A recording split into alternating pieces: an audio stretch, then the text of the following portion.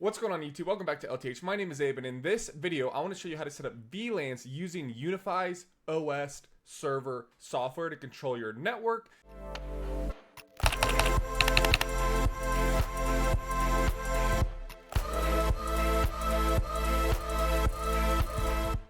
And so some people get a little bit confused. They come in here and they look at this and they go, oh, Unifi devices.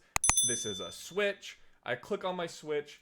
I go to port manager, but I can turn them on. I can turn them off.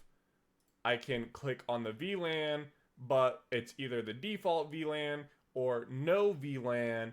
And so how do I add VLANs? Because this device says it supports VLANs. So let me show you how to do that. Okay, so in order to do that, actually where we go is down here to settings on the bottom left of the software. And then within settings, we can see now we have some more options. We are going to go to our networks tab found here on the left, add a virtual network, a VLAN. And within this VLAN, we will give it a name. So you could say management VLAN, right? It's a third-party gateway in my case because I use an OpenSense router, but it might not be for you. It might be another one of your Unifi devices. And then I'll just give it a tag of 200.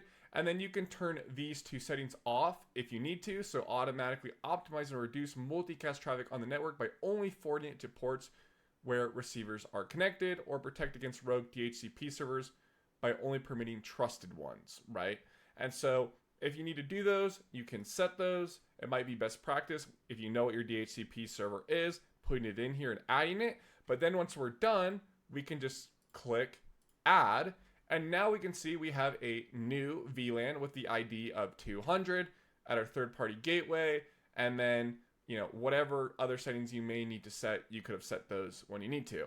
So when we go back over to our devices and we click on it and we go to port manager, now we can edit these different ports, go into them, and we can set that VLAN. Just like that. That's it for this video. Super quick. I think you all should be able to follow.